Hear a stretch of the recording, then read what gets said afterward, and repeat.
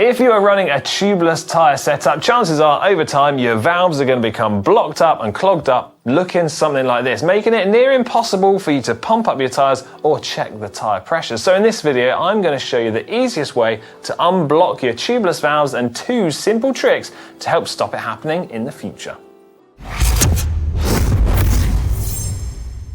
Now this is a relatively simple job that everyone should be able to do, and there are no need for any special tools here. You're simply going to need a set of long nose pliers, a set of standard pliers, a selection of fairly blunt objects that you can poke inside your valve core and the valve stem. Some sort of small hex keys will be great here, a old bit of brake cable or perhaps an old spoke.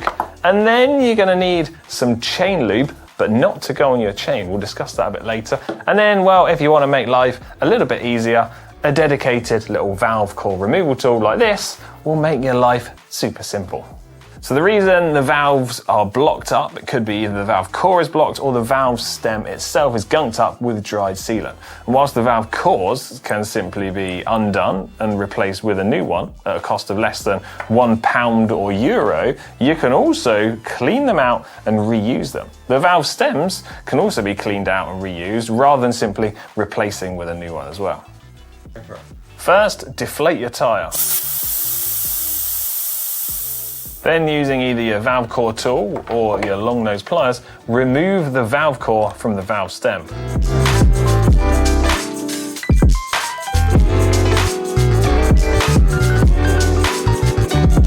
Next, try re-inflating your tyre with no valve core in the valve. If it pumps up as normal, the valve core is your problem and not the valve stem.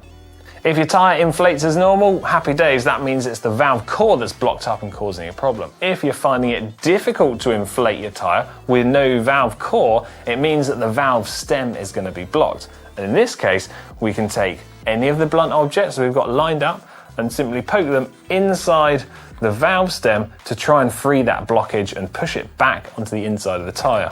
I'm using a set of hex keys here of varying sizes. You could also use an old section of brake or gear cable. Just don't use anything too sharp, otherwise you're going to run the risk of puncturing your tyre.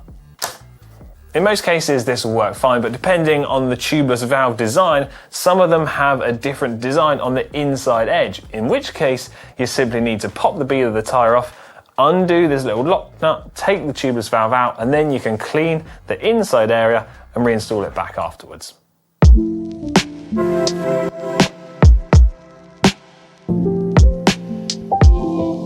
Once your valve stem is clean, or you've replaced it with a new one if that's what you wanted to do, you can simply reinstall it back into the wheel rim and do the lock nut up by hand. Don't use any pliers here because it will mean removing your tubeless valve at the roadside will be pretty much near impossible.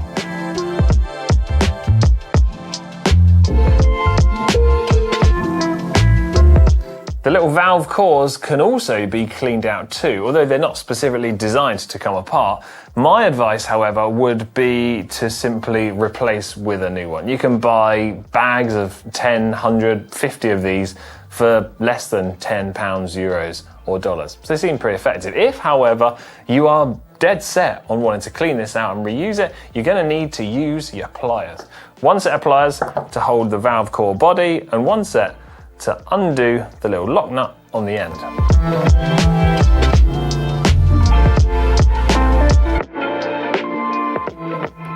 Once the lock nut is off the end of the valve, you can then remove the valve core body from the inside edge and you can start to see all of the dried sealant. So just like we did with the valve stem, we can simply work to unpick and remove all this dried sealant, taking care not to damage this small little rubber seal on the end here. Once it's clean, we can then take a drop of our chain lube, oil-based, and place that inside the valve core body before assembling it all back together. Once you've got the valve core stem and the valve core body free of any dried sealant, you can insert the stem back into the main body, take your oil-based chain lubricant and place one drop on the inside of the valve core. This is going to help stop everything sticking to it and it getting gunked up in the future.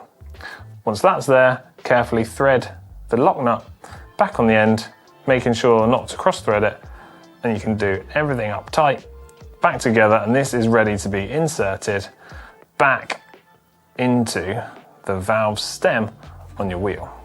Before reinserting your valve core back into the valve stem, a drop of oil down the valve stem will also help that get blocked up. And if you are installing a new valve core, well, don't forget to put a drop of oil in that too. Then you get your core inside there, use your valve core tool to do that up. No need to over tighten it. Once that's in, we can move on to the last step, inflating your tyres, which is where trick and tip number 2 comes into it. Because when you are inflating and checking the tyre pressure, I would advise having the valve at either 5 or 7 o'clock, because if you have it placed at the bottom of the tyre, when you do put the valve and the pump head on, when a little bit of air blasts out when you take the pump head off, that is when the sealant gets drawn up from the bottom of your tyre and squirted out the valve core, and that is what blocks it up. Right, that's it, job done. Now, I'm very much aware of how much faff all of this process seems, and I'm sure that everyone who uses inner tubes will feel compelled to let us know in the comments section down below that they don't have any such problem like this. But I don't really care, because I love tubeless tyres and I love inner tubes equally. So yeah, that pretty much wraps up this video. Hope you found it helpful. If you have, let me know in the comments section down below. Give this video a thumbs up, share it with all of your friends that are using tubeless tyres to try and make their life a little bit easier.